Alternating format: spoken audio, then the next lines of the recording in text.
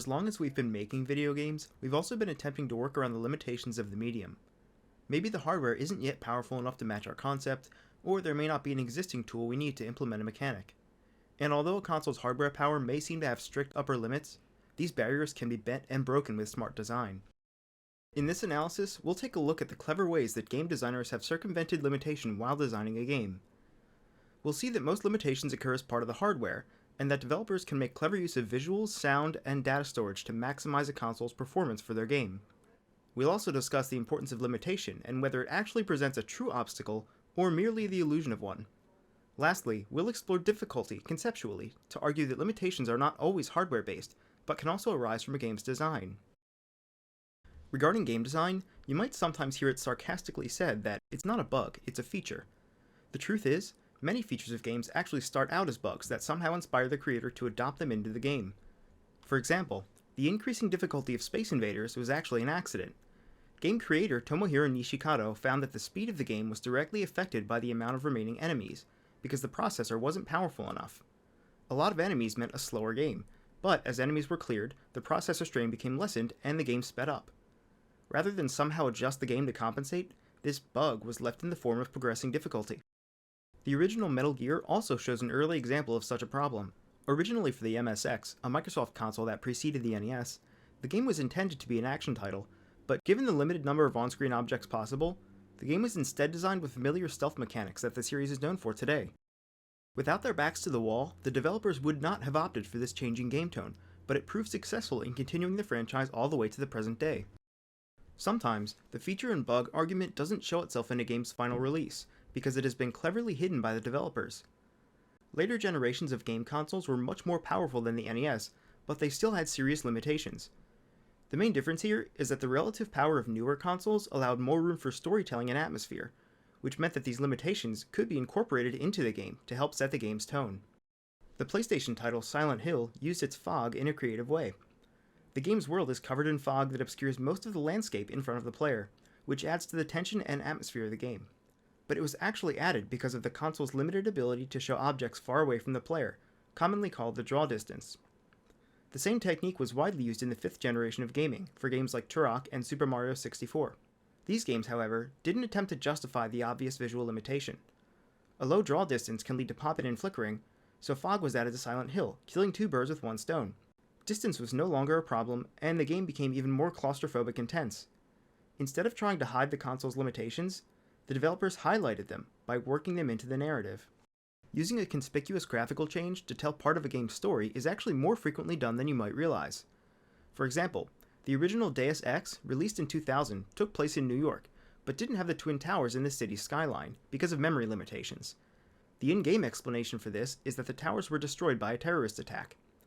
Just like Silent Hill's fog, we're set up to recognize that something is out of place, but the change can be explained satisfactorily. It just needs to be done within the game's story. This particular memory issue was solved while also adding a bit of lore to the game, and it coincidentally foreshadowed events that would occur in real life a year later. Since we're on the topic of the 5th gaming generation, let's take a look at how intelligent developers can solve nearly any problem with enough dedication and time. The development of the PlayStation title Crash Bandicoot has been retold in long form by the game's creators. It's an incredibly in-depth and interesting read, and I highly recommend it. The creators at Naughty Dog used the motto, "Bite off more than we could chew, then figure out some crazy complicated way to make it work." This is already an unusual philosophy because the hardware limits of most consoles were fairly well defined at this point. You only had so many pixels and so many inputs, and a standard tug-of-war with the console's specs would only get you so far before flaws started to show. Naughty Dog employed all sorts of techniques for maximizing the console's efficiency when running the game, and the hardware dictated many of the design choices. Why does Crash have gloves, spots on his back, and a light-colored chest? Resolution, bad lighting models, and low polygon counts. Those small additions let you quickly determine what part and rotation of Crash you were looking at based on color. If you saw spots, it was his back. Yellowish-orange was the front. As the hands and arms crossed the body during a run, the orange tended to blend into muck, but your eyes tracked the black gloves as they crossed Crash's body, and your mind filled in the rest. Instead of using the standard skeletal weight system to animate Crash, the creators went through 6 different iterations of vertex animation compression. This helped create the cartoony, over-the-top visuals that Crash was known for, but the PlayStation wasn't exactly capable of running smoothly with this configuration. Those 6 iterations of vertex animation were made with an end goal of successfully storing the location of every vertex in every frame. The game's levels might require between 8 and 128 megabytes of memory, but the PlayStation only had 2 megabytes available. The creators went out of their way to create compression tools that would compress larger levels down to a tenth of their size, and then created a tool called DLE to code how each level's parts should be stitched together in sequence. They also created a brand new programming language just to code the gameplay. As a result of this extensive dedication, Crash's developers became more familiar with the PlayStation's hardware than even developers within Sony, who couldn't replicate the game's relative complexity. Each level in the game contains a large number of crates that break up the action and allow you to play with Crash's abilities. These crates were actually a very late addition to the game, and they solved the problem of long, relatively empty stretches of a level's landscape.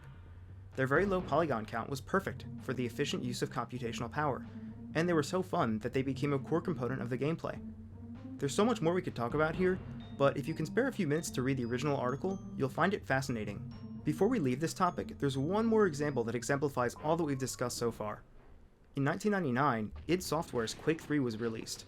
John Carmack was the lead programmer for this, and most of the company's other titles, and when the source code to the game was released in 2005, a very significant piece of code was revealed. Although Quake 3 used a particular piece of code to great success, nobody really knows how or by whom it was first created, although it may have existed as far back as 1991. The function of this code is rather simple. It estimates the value of 1 over the square root of x, where x can be whatever number you want.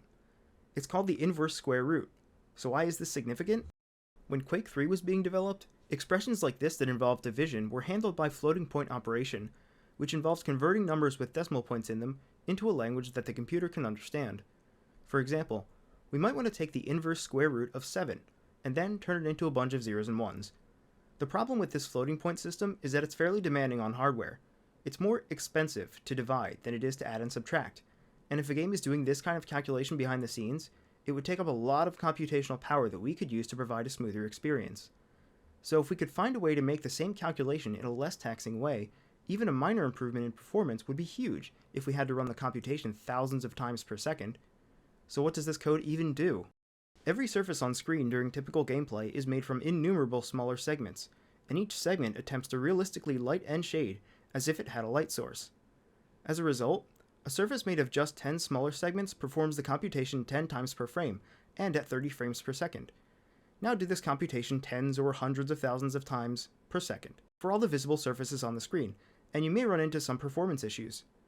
Quake used the fast inverse square root to approximate within 0.001% the value that would be given by the original computation, but did it in a way that was much less resource intensive. This alternative algorithm in Quake 3 didn't divide or deal with exponents. In fact, it just shifted bits one space to the right and subtracted using a constant.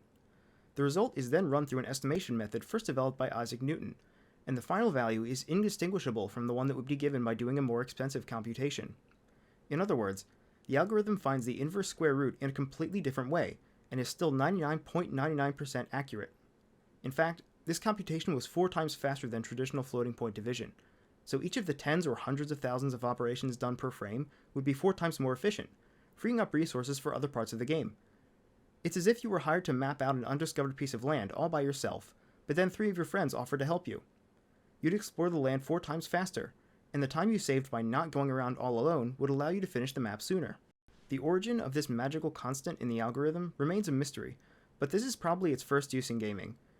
The developers could have simply removed all lighting and shading that wasn't strictly necessary, but instead, they used an alternative that could preserve graphical quality. This sounds awfully familiar to the philosophy of Naughty Dog, biting off more than you can chew and then working out a way to make it possible, rather than just setting your sights low. However, Quake 3's solution wasn't complicated by comparison. In fact, it's deceptively simple but equally effective. Now, I'm not a math person, so please excuse the rather vague explanations that I've given here. A comprehensive explanation is available on Wikipedia and many other websites. Another huge problem for hardware is loading. Most games require a certain amount of load time, during which the player cannot interact with the world. For as long as there have been loading screens, games have tried their hand at masking them in creative ways. You might recall Mass Effect's unnaturally long elevator shafts. Then developers added party dialogue and radio broadcasts during these elevator rides, which was a really clever way of keeping the player's attention and adding some depth to the world. The Metroid Prime series used a long, narrow corridor to load the game behind the scenes, with no explicit mention to the player. Skyrim and Dragon Age take advantage of the loading screen to present a snippet about the world's lore, such as enemy design or NPCs, and you can even rotate and zoom in on Skyrim's monsters. Dead Space loaded its rooms while the player was waiting for a door to unlock. This meant that each door took a slightly different amount of time to open, but given that the game's horror atmosphere created tension with every new room, this turned out to be a great way to circumvent loading and generate suspense. Other games may have had a completely interactable loading screen. Namco has used minigames in their load screens for decades as a way to keep the player interacting with the game, instead of idly watching a progress bar. EA Sports titles allow for warm-up sessions during the loading, which lets players practice their soccer or basketball skills even before the game's begun. So just how important is hardware limitation? We mentioned it in a previous long form, but recall that the Nintendo Entertainment System had an 8-bit microprocessor with only 2 kilobytes of RAM. Developers needed to design graphics with easily discernible layers for objects and characters in a resolution of 256 by 240.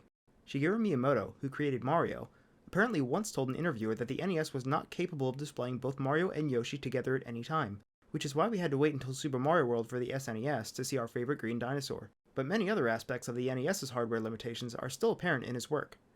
In the 1981 title Donkey Kong, the very first cutscenes in game history were made from the game's existing assets, and while it seems kind of obvious, this clever use of recycled assets raises the bar for other developers to make their own cutscenes. Let's consider the music from Super Mario Bros. 1's first level. The drum and percussion noises in this track are actually formed from chopped up pieces of white noise. Koji Kondo, the game's composer, was limited to just 3 musical channels, but he also had access to a single white noise channel. By manipulating what might otherwise be considered a useless audio channel, he and many other NES-era composers produced innovative music. Now think of a track from a modern title like Dragon Age or Call of Duty. It's probably more complex in its design. To hear this track in your mind, you probably have to think of many different instruments, strings, brass percussion, and voices, all interacting at the same time. In about 30 years, we've gone from chiptune to orchestral, and this striking contrast reminds us of the rapid pace of change in gaming. Most game series, including Mario, have switched to live performance recording to produce their game soundtracks. And while sound quality has greatly improved as a result, live music is not without its own limitations. The largest chamber orchestra in the world can't make the iconic Mario Bros. Theme without translating its voices into string or brass. In fact, many of today's soundtracks would sound just as good if they were part of a film score, which is a blessing and a curse. What we gain in scale, quality, and dynamics, we lose in uniqueness. And ironically, a human orchestra can never hope to replicate the tight rhythm and insanely fast tempo of a track like Battle on the Big Bridge from Final Fantasy V.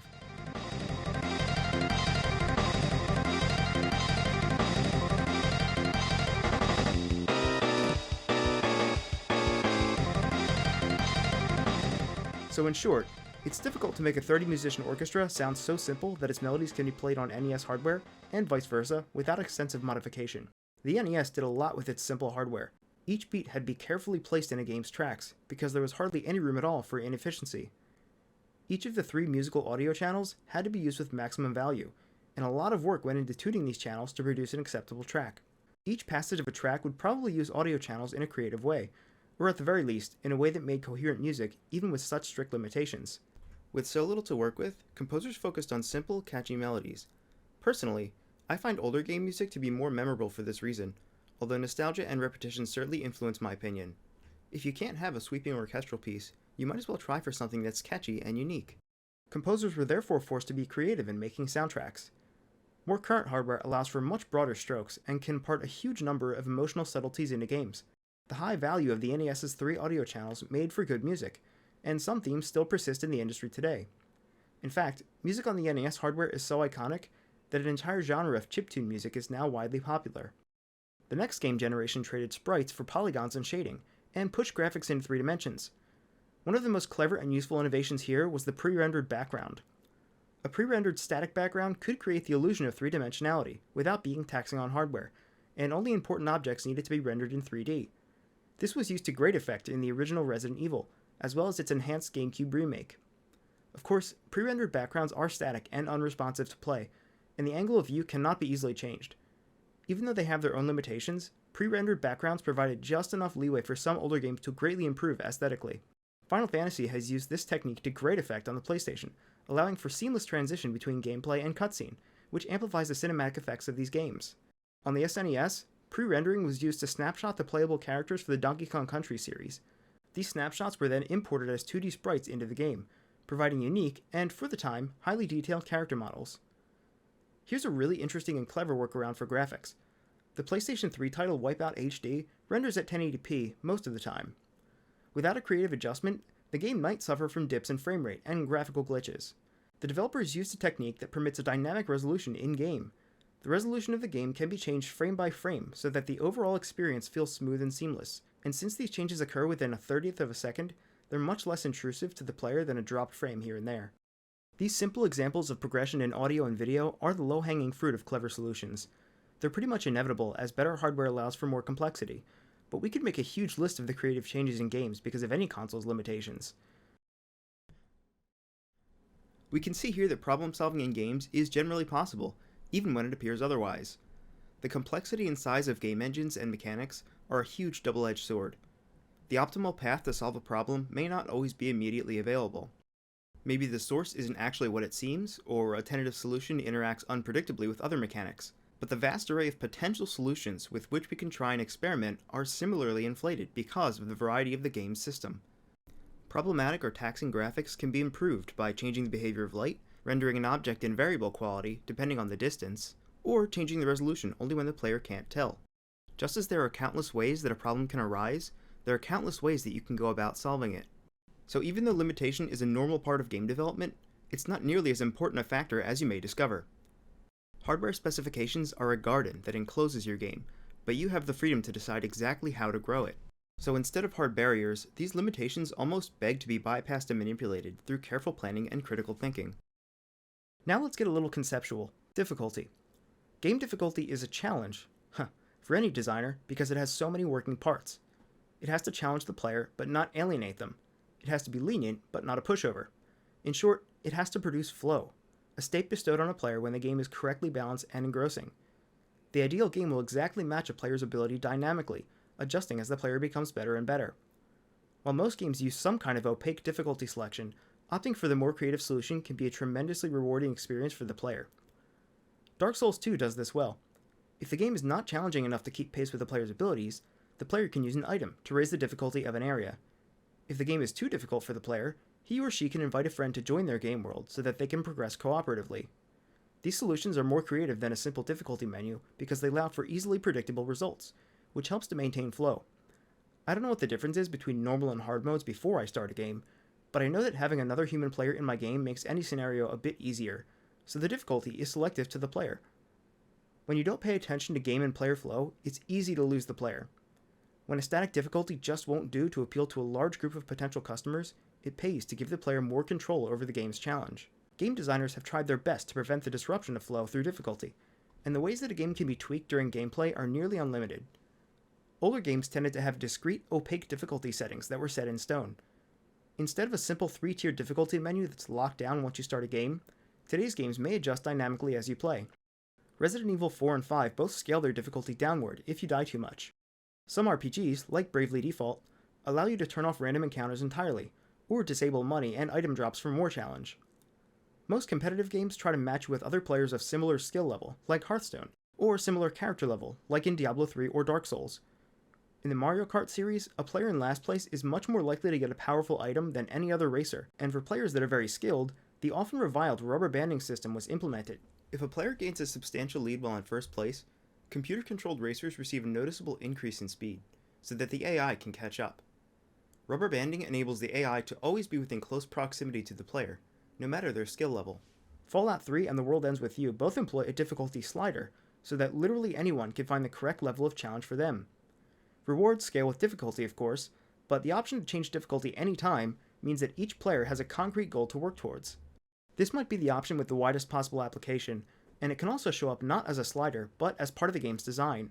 For example, Super Mario Galaxy relies on subjective difficulty by giving the player a goal with several possible routes to reach it. Each path offers a different level of challenge, which becomes built into the level design of the game itself. This is certainly more subtle than a difficulty slider, but its range of challenge is relatively narrow as a result. Either option is good for promoting smooth flow because you're given a position along a spectrum and explicitly shown the peak of difficulty that you'll eventually work towards. Subjective difficulty is also harder to implement because it's not simple numbers tweaking. The game has to be designed with this concept in mind. Furthermore, older games sometimes have a time limit, whereas many newer games are more focused on allowing you to explore. Games with restrictions like a timer are less suited for subjective difficulty, because the game clock can only be balanced for one out of possibly thousands of different difficulty settings. Sure, it might work for a small proportion of the gamers that pick up the game, but its static nature can be problematic for anyone outside of the median skill level. Another option is to let players determine the difficulty of their games independently of difficulty settings, more commonly called self-imposed challenge. The Legend of Zelda series has a 3-heart challenge, or you might try to complete Final Fantasy VII without using any materia.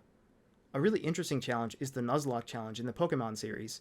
You can only catch the first Pokemon you encounter in an area, and if any of your Pokemon faint in battle, you can never use them again. The variables for a self-imposed run are limitless, and could include limitation of upgrades, ability usage, taking damage, dealing damage, or completing a game at the lowest possible character level. If The Legend of Zelda automatically gave you another heart to add to your life counter, the 3-heart challenge wouldn't really be possible. For most games, there's always some variable that the player can control to create a challenge, but the broader the mechanics are, the more options the player has, and ultimately, the player will spend more time and get more out of a game they spent hard-earned money on. But there is one challenge that 99% of all games ever made can be played with, and that's the speedrun.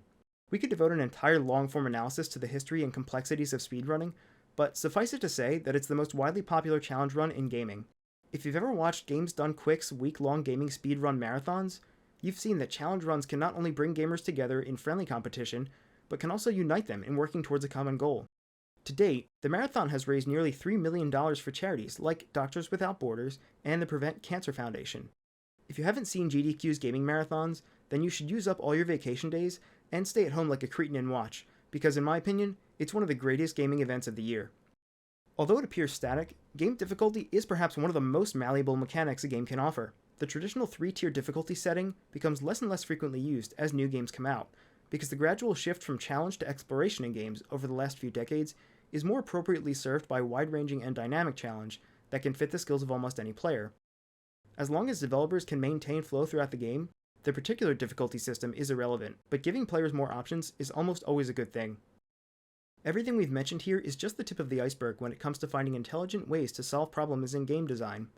Every video game is an unfathomably complex interaction between player skill and developer vision, between risk and reward, between challenge and exploration, and between game hardware and game mechanics. A bird's-eye view of well-implemented solutions lets us see just how much hard work and dedication go into making these games that we enjoy. The innovations we've discussed here highlight the take-home message for game developers. Even if your hardware isn't as powerful as you want, or the game isn't as challenging as you want, you still have the tools to solve any and all problems, no matter how monumental they may seem. Each clever solution is a step towards engaging players while simultaneously removing design barriers, and the end product is one step closer to realizing its true potential.